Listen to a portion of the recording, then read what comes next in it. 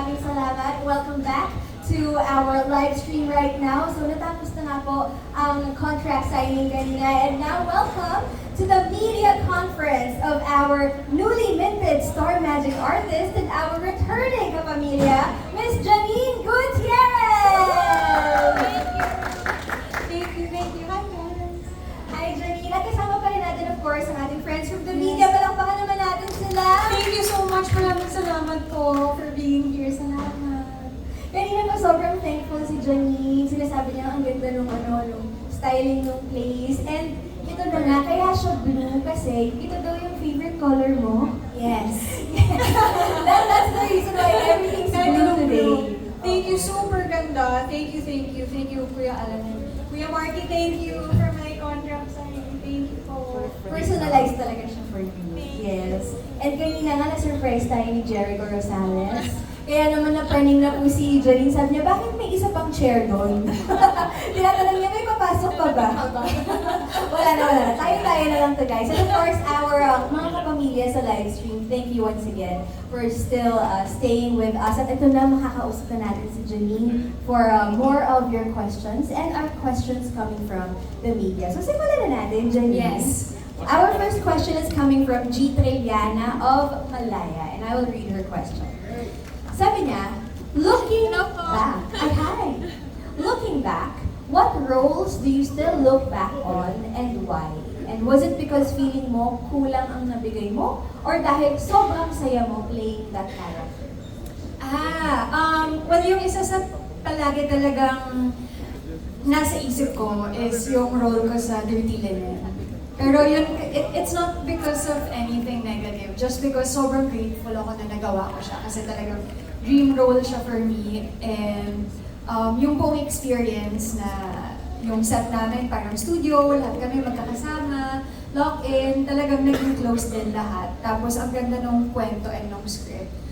Pakiramdam ko may pagka-timeless siya at mahalaga. And yun, isa lang talaga siya sa mga favorite ko talaga, yung Alexa sa Dirty Linen. I'm sure favorite din yun ng marami nating mga kapamilya na nanonood ngayon. Kasi tumatak talaga yung role, tsaka mas lalong na-cement yung pagkamata-mata actress mo dun sa Dirty Linen talaga. Okay, now our next question, still from G. Looking forward naman, what kind of role do you want to, or would you give your left arm to play and why? Talagang may iaalay na. Madami pa talaga akong gustong gawin. Pero syempre, I really look forward to yung magiging reaction ng mga kapamilya natin dun sa next role ko, which is Anna sa The Loyalty Game.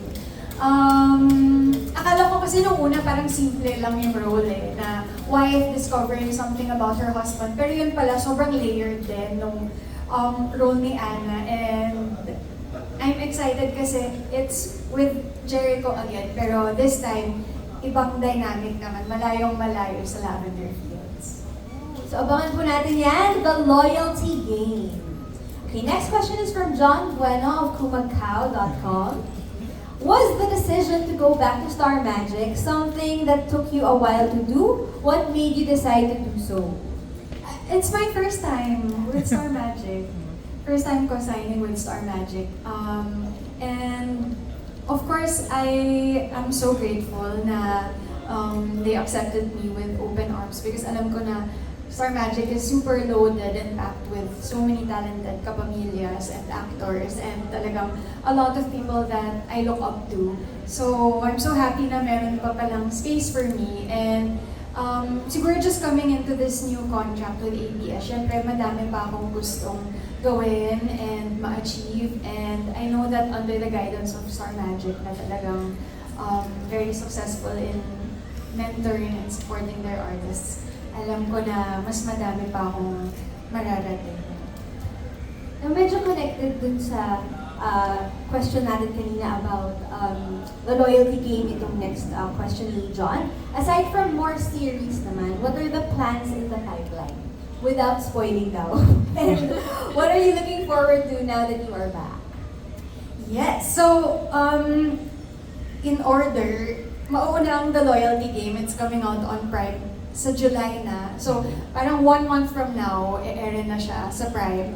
And I'm so excited kasi yun nga, kanina pinakita sa amin yung trailer. And talagang, I wish I could show you. Pero wala akong kopya. Pero talagang exciting siya kasi it's not your... I don't think it's what you would expect. Parang, even parang sa role ni Echo, parang wala pa akong nakikita ng ganitong role na ginawa niya. So, that's what is coming out next, yung The Loyalty Game on Prime. And then, in August naman, meron po akong film sa Cinemalaya. It's called Mag-iina. So excited ako because I was part of Cinemalaya in 2022. So now to be back this year with a film, excited ako dyan. Can you share with us sino yung mga kasama mo sa Mag-iina? Yes. Well, so far ang in-announce pa lang is si Miss Pai, si Miss Cherry Pai. Isa talaga sa mga hinahangaan kong dramatic actresses. And then the screenplay is actually based on a Palangka award-winning play. So, sa Cinemalaya. Tapos sa September naman, on Netflix naman, Balaraw. So that's a horror that is directed by Ray Red. And kasama din dito si Charlie Dizon, Ronnie Lazaro, Miss Agot Isidro, at madami pang iba. Packed na packed! Grabe, no? July, August, September, The Loyalty Game, Mag-iina, and then Balaraw. Yes. Ang dami pa. Okay, so yung mga next months, tsaka na natin, malalaman from Jenny. Let's follow her social media accounts. Yes. Okay, now, thank you so much for your questions, John. Now let's go to Isa Iglesias of the Manila Times. Star Magic has guided some of the country's biggest stars. What excites you most about being part of its roster? I'm excited, number one talaga para sa mentorship and to be under the wing of the managers of Star Magic and Derek Lauren. Ako kasi yung tipo na kapag kailangan kong mag-decide, lahat ng tao tinatanong ko. Especially yung mga tao na alam ko talagang very experienced and want the best for me. So, ang pinahahalagahan ko sa pagiging part ng Star Magic is to be part of the yung alaga and pag-guide and talagang pagtulong na makamit yung mga pangarap. Yun yung magandang maalagaan, no? Yung talagang humihingi ng opinions, ng guidance. Mahirap kasi yung hindi nakikinig. Pero ikaw pa yung humihingi. Ikaw pa yung i-guide niyo ako. And then syempre, like you said, diba, Star Magic is so successful when it comes to sa mga artists nila. So, alam ko na sobrang magbe-benefit ako doon and I'm looking forward to starting this year with them. Wow. Okay, now let's go to our next question. Still from Isa Iglesias. Looking back on your career so far, where do you think you are now as an actress and as a person? Wow. As a person. Grateful ako kasi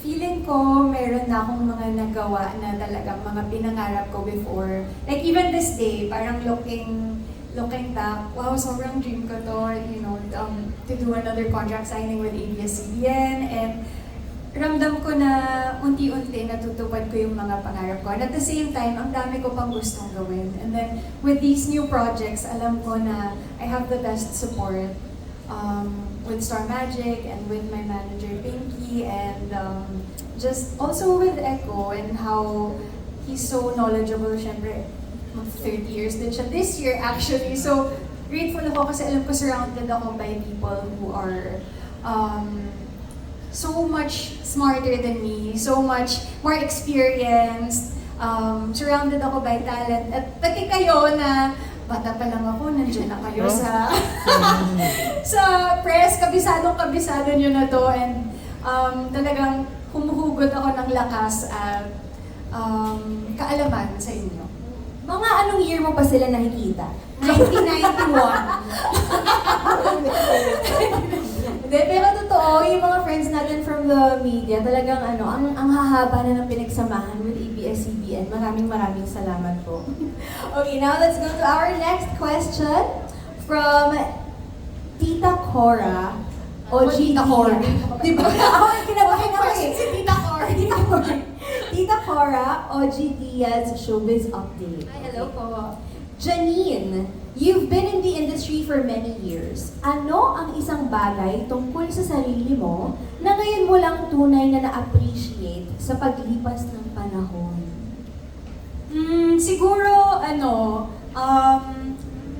siguro in the beginning, parang akala ko negative na palagi mo kailangan humingi ng payo or na feeling mo beginner ka. Pero ngayon, habang tumatagal, nakikita ko na asset din yun syempre bilang artista. Regardless kung ilang taon ka na sa industriya, parang dapat continuous yung learning, yung effort, yung pag-appreciate sa mga fans, sa lahat ng nanonood ng mga project. So, I think meron lang talaga yung pagiging beginner sa puso ko na hindi nawawala. And I hope it's one of the things na talagang nagko-contribute din sa growth ko bilang artista at bilang tao.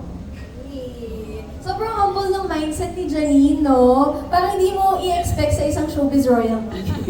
Diba? Okay, now let's go to our next question from Viel Dungo of Cinema One. Where are you? Okay, there. With your shows reaching international audiences, are you hoping to take on more projects abroad? And how do you see yourself showcasing Filipino talent on a bigger stage? Ang pangarap ko talaga para sa sarili ko is to be part of Filipino projects na whether dito ginawa or Filipino yung production, tapos lalabas siya, mapapanood siya sa ibang bansa or makikita mo siya sa film festival, kahanay ng mga Hollywood films. Parang sa tingin ko, sobrang inspiring nun na dito natin ginawa, Filipino creatives, tapos hahangaan at aabangan ng mga iba't ibang bansa. And it's also our way of showing our culture. Kumbaga, di ba sa Korea, talagang na-promote din nila yung culture nila through their shows and through their projects. So, yun din yung pangarap ko para sa mga project na ginagawa ko. Like, one of the things, share ko lang. Sa Loyalty Game kasi, nag-shoot kami sa Iloilo at saka sa Bacolod. So, ang dami naming location ng mga heritage houses na Filipino. And ang gaganda, makikita mo talaga yung kultura natin at yung, even yung regional na culture sa Negros, talagang nakaka-proud at world-class. So, happy ako na our shows, like the Loyalty Game, they're also streamed globally. Kasi bilang kapamilya, gusto din talaga natin maabot yung mga kapamilya natin sa ibang bansa at yung mga ibang kultura. So thank you, Prime. Yes, Tama na, Prime. Thank you. Netflix and ABS-CBN and TFC. Yes. Hello po sa mga kapamilya abroad. Makikita po natin ang The Loyalty Game sa Prime. Tapos, si Balaraw, tama ba, sa Netflix. There. Okay. Now, punta naman tayo. Thank you so much, Gail. Punta naman tayo kay Charmy Joy Pagulang, a Philippine star. Over there. Okay. Miss Charmy, thank you. Now that you're with Star Magic, what changes do you expect in your career and projects?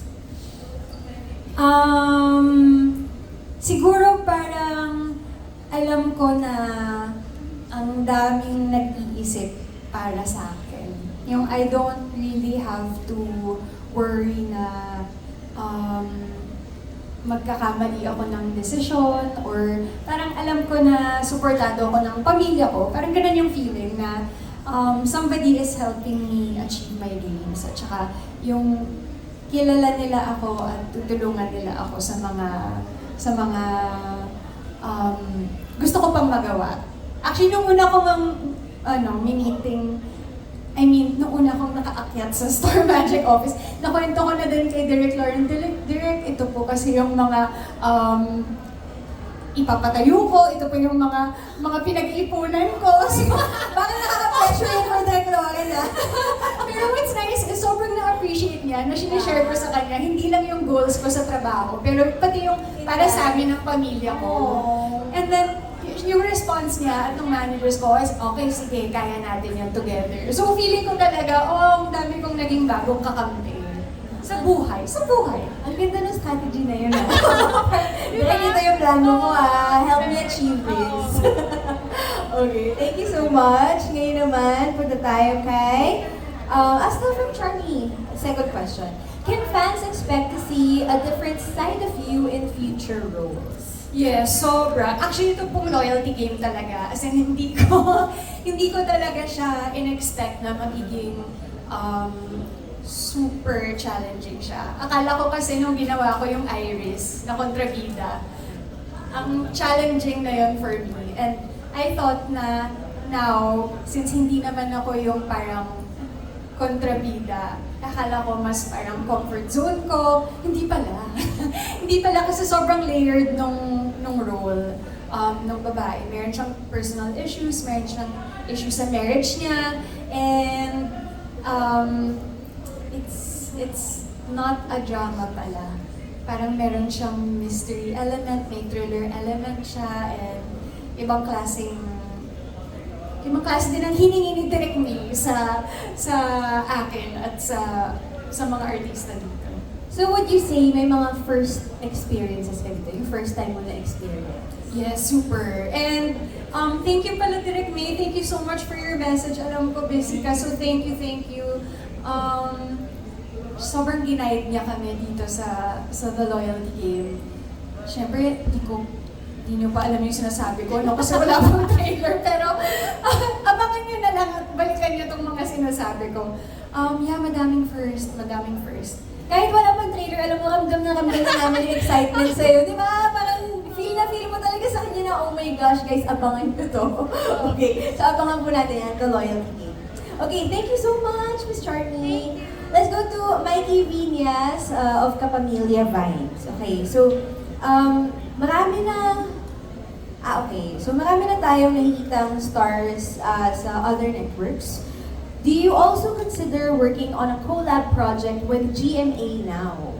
Yeah, of course. Actually, nakasalubong ko sa taas yung naglo-look test sila ng bagong project ni Sharon, which I know is a collab with GMA, di ba? Yung Honor Thy Mother. So, sobrang cool lang kasi in recent years, di ba, parang nagbukas yung pinto sa Kapamilya at Kapuso. And of course, ako din bilang former Kapuso, I'm always grateful to them sa lahat ng tulong nila sa akin at the start of my career. And ang cool lang to think na with everything now, there's a possibility na makatrabaho ko ulit yung mga nakatrabaho ko doon before. So isa pa yan sa Let's Manifest, no? Why not? Okay, now for Mikey Viñas' next question. May dream project ka pa ba with ABS-CBN na gusto mo bang gawin upon this contract renewal? Yes, super dami pa. Super dami ko pang gustong gawin. I can't think of any specific na role, pero mahilig ako sa mga historical na film, and that would be something na fantasy for me din, na makagawa ng ganong klaseng project. Never pa? Never pa nagka-period Never pa. Parang small lang before sa parang pinakaunang Cinemanaya film ko before. Pero hindi yung talagang mahaba na historical film. So yun, dream ko yun. Pero also to get to do yung mga collabs with international productions or mga artistang ko pa nakakatrabaho. Alam ko naman na lahat ng kwento natin dito talagang exciting. So, ang daming possibilities. May gusto ko pa bang makatrabaho? Like, pwede ka bang mag-name drop ng ilan sa mga dream mo talaga? Sana magka-project kami. Madami pa! Well, andyan si Megastar, so sana maka-work ko siya. Shout out po. Talagang nandun. Shout out po kay Ate Shawi. Yes. Si Anne, super idol ko si Anne ever since. Si Joshua, I know how good of an actor he is. Si Belle, alam ko din kung gaano kagaling si Belle, and actually sobrang dami pa eh. Pero, yan. By the way, shout out to Belle and Donnie sa Your movie. Tayo sa wakas, panoorin po natin mga kapamilya. Okay, now let's go to our next questions from MC Richard V. Paglikawan of Lionheart TV. Ito, bata pa lang ako. Kilala ko na yan talaga. What does being a kapamilya mean to you today compared to when you first joined the network? Actually, it means the same. Parang stronger lang. Parang when I first joined kasi, sobrang grateful ko at talagang naniniwala ako sa vision ng ABS-CBN at yung pagpapahalaga sa mga kapamilya talaga. Na lahat ng ginagawa mo is to uplift the viewers, to uplift the industry. And now, isa na rin sa mga goal ko is na maging mabuting asset ako sa ABS-CBN and sa Star Magic, and I hope I can contribute sa all the efforts of the network to really continue being a service to Filipinos all over the world. I love how you always point that out sa lahat ng mga sinasagot mo kanina pa, na it's not really just about the projects, about being, one of the biggest stars in the country, but also about being in the service of the Filipinos. Diba? Grabe. Oo, parang pakiramdam ko kasi lahat naman ng ginagawa natin para din talaga sa mga kapwa natin. Kasi never mo din masasabi kung sinong nanonood sa project mo, kung may pinagdadaanan sila and there's something about what you're saying na talagang makarelate sila or mapangiti sila or feeling nila hindi sila nag-iisa. So sa tingin ko, super halaga talaga ng ginagawa natin dito. That's true. Tsaka aside from that, the creative aspect, dito nga sa ating Kapamilya Network, meron din literal na mga charities where we also help out in tangible ways as well. So thank you for featuring that in your answers. Thank you, Janine. Okay, now let's go to the next question. Ito, okay. You come from one of the most respected showbiz families in the country. At this point in your career, what legacy do you personally want to build for yourself? Oh my gosh, sobrang hindi ko pa naisip yung legacy. Parang at this point, gusto ko lang na talagang galingan. Goal ko yung mga maliliit na bagay na makakuha ng good job kay Direk, sa eksenang to, or na yung sinabi ni Tita Cory na, oh, napanood namin yung pilot, maganda. Parang it's those little things. Or yung mga comment na oh, inaabangan namin tong teleserye mo, or na, oh, pinapanood namin to dito sa UK or kung saan man. It's those little things that are my goal talaga. At saka na yung, alam ko na, binigay ko lahat. Talaga yung mag-stay ka sa mga puso ng mga taong makapanood, no? I think naman na-achieve mo na yun, Janine. Okay, now let's go to the next question. You have worked with a lot of people in the industry over the years of your acting career. Is there a piece of advice that you have received on set that has stayed with you until now, or up to now? Yes. Well, si Miss Pai kasi is really one of the people that I look up to, na parang we also have like such a good relationship, and isa din siya sa mga una kong naka-work dito sa ABS-CBN when I did Marry Me, Marry You 5 years ago. Siya yung nanay ko doon. And palagi lang niyang pinaalala noon na lahat naman ng mga emosyon comes from truth. So, pag pagod ka na, or kapag feeling mo na-pressure ka kasi kailangan mong umiyak, or nakasulat sa script, breakdown, or parang yung na kinakabahan ka, parang babalik ka lang talaga sa truth ng nararamdaman mo at sa gusto mong i-share sa eksena. So, itong binigay niyang advice, was this during Mag-iina or before pa? No, sa Marry Me pa. Actually, I don't know if she really gave it as advice, but it's something that she said. Oh, okay. Shoutout po to Miss Pai if you're watching. Hi, Mama. Okay, ito medyo na pasadahan natin ng konti pero may dagdag pa, so baka you'd like to expand on or expound on it. May dream collaboration ka ba ngayon? It can be an actor, actress, or director, and why? Yeah, madami pa po akong dream director ba? Well, dito sa ABS, syempre si Direk Cathy. And then for example, sa pelikula naman, fan ako ni Eric Mati, Direk Eric Mati, Direk Gerald Taro, Direk Tonet, Sadaune. So madami pa talaga ang mga pinapangarap na makakolab. Mag-guest ka, no? Kay Direk Tonet. Bukas! See you guys! Abangan po natin yan. Pinaka-emotional Bukas sa support. walang kwentang podcast. Yes, panoorin po natin yan.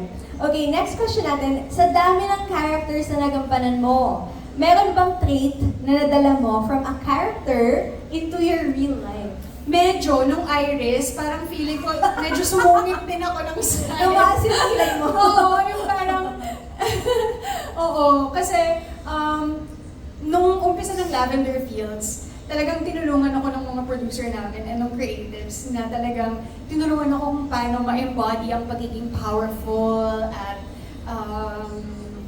assertive na in a medyo mataray way. So, minsan kahit nung lunch break, tinatry ko lang hindi ngumiti para lang magawa ko ng mabuti yung performance. So, nung time na yon parang feeling ko na iuuwi ko na siya. Luckily, wala naman akong kasama sa bahay. Si Punchy lang yung aso ko. So, walang nabibiktima. Pero, mahalaga din pala sa isang babae na talagang confident ka and strong ka and kung ano man yung pinapanindigan mo, ay kaya mo din talagang itayo. Okay, so thank you very much for So, sharing not in a that. bad way. Huwag kayong maging masungit. Oo, power lang, di ba? Parang Girl yung red power. dress mo Yes, ngayon. girl Napaka-power power. ng dress mo. Okay, now can you describe this current chapter of your life and career in 3 words? May pa-challenge po tayo. In 3 words. 3 words. Growth, gratitude, and isa na lang. Siguro, Fulfillment. Growth, gratitude, and fulfillment. Parang, yun nga yung feel namin sa'yo ngayon, no? Talagang it's really overflowing with gratitude. Kanina pa siya thank you. kasi grabe naman may set up pa. Thank you talaga, guys. At, Honestly, parang nahihiya nga ako. Parang, oh my gosh, ako lang yung may contract signing today. Parang ganun yung pakiramdam ko kanina. Tapos sabi nung friend ko, no ka ba, di ba pangarap mo to? O nga pala, pangarap ko pala. So, thank you po ulit. tsaka totoo, usually maraming artists in one day. Ikaw na talaga today. Kaya kinabahan ako. And then I was like, oh my gosh, that's sila Tita Cory. Oh my gosh, nakakahiya. Pero talagang minanifest ko naman to for myself. And sobrang grateful ako na talagang in-effortan ng Star Magic. And Yes. thank you talaga, promise. Naiiyak na talaga ako, pero bawal daw umiyak.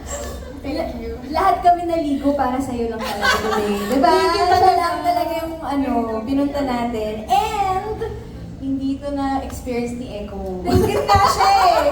Naingit siya talaga. So, Excited kami sa conversation yung mamaya. oo. At saka kung 30 years na siya, tapos naingit siya dito, napakalaking bagay talaga nito. So, thank you. Yes, that's true. Ito naman tayo. As an actress, do you find yourself becoming more fearless when it comes to taking risks? Or more selective na about the roles and projects you accept? Gusto ko talaga maging fearless. Kasi syempre kapag may opportunity ka to do a new role or do a new project, dapat talaga na tapangan mo ang loob mo at work hard ka. Pero meron ka bang parang, ito, never ko talagang gagawin ito. May ganon. Meron ka bang trauma or fear, ganyan? Wala naman. So talagang siguro, hindi ka kahit ano talaga? hindi. Basta syempre magandang project. Yes. Parang ever since naman, isa yun sa mga requirements na syempre kailangan yung gagawin mo, proud ka at talagang mapaninindigan mo. So, basta may opportunity talagang gagawin ko lahat para magampanan ng tama. Gusto ko pa sagutin ng konti. Like, kunwari action, tapos kailangan mo mag-skydiving. Are you the type to, para sa role, sige gagawin ko yan? Pwede. Paano kung di ba, Mission Impossible? Tas- Yeah, why not, Siyempre, diba? tatalo na tayo doon, dasal na lang. Or Bond girl ka, Diba? diba? Ayan, Why fantasy. not? International Bond Manifest. girls natin. Yes. Okay, ngayon naman, ito next question natin. Okay. A lot of people talk about your versatility, but was there a role that made you realize, kaya ko pala to?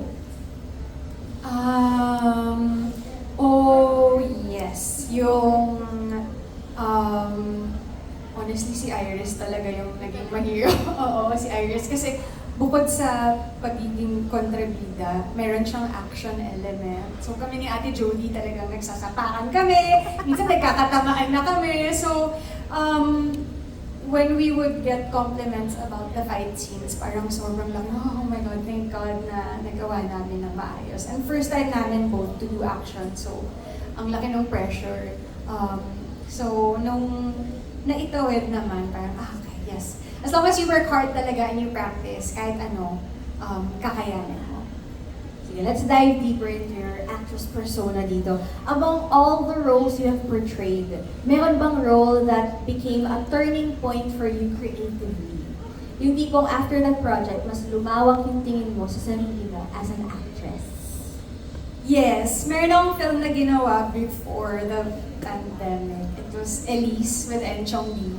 And nung nabasa ko yung script, I was like, oh, ang ganda ng script. Tapos nung napanood ko, I was like, ay, oh my gosh, ang ganda ng movie. Walang hindi biased, pero yung watching as an outsider. As a fan, oo. As an outsider, sobrang enjoyable ng movie. And that's what really inspired me na to do projects that I believe are going to make people happy. And whether it be happy or emotional or inspired, basta yung alam ko na hindi ako mahihiyang yayain kayo na panoorin. Proud na proud talaga. Well, we loved getting to know you more. Thank you! Janine. Thank you! Chikahan talaga tayo. Sa sala, alam mo yun? Ang dami ko mga gusto rin tanong. Pero syempre, you. i-reserve natin yung iba para sa mga iba pang projects na i-release. But for now, we'd like to ask you for one final message sa lahat ng mga press na nandito and to everyone watching via live stream. Thank you so much po sa lahat ng press for coming here, to all our vloggers and press. Thank you talaga. You are such familiar faces and alam ko na may dala kayong biyaya tuwing nakikita ko kayo at tulong at swerte. So thank you for taking the time to come here today. Malaking bagay po para sa akin. Thank you so much. And thank you so much lahat ng mga kapamilyang nanonood. Thank you so much for being so supportive sa lahat ng mga milestone ko sa buhay. Thank you sa lahat ng lakas na ibinibigay nyo. And I hope to always make you happy and proud. And thank you! Thank you and see you guys soon! Malapit na kaming mag-full force promo for the loyalty game. So magkikita-kita tayo ulit very soon. Thank you guys! Yay! Once again, our newest Star Magic artist and our returning kapamilya, Miss Janine Gutierrez! Thank you very much for your presence. Alam mo, gusto ko nang sabihin, ang ganda-ganda niya. Kanina pa ako nag-distract. Ang hirap pala tumabi sa kanya. No? Talagang yung mata niya, grabe. Ganda. Okay, so thank you so much, Janine. Thank you talaga. Thank you guys. We loved having you. At sa lahat po ng mga kapamilya nating nanonood, maraming salamat po. This has been the media conference of Janine Gutierrez. Bye guys! Bye! Thank you! Sana masarap ulam niyo.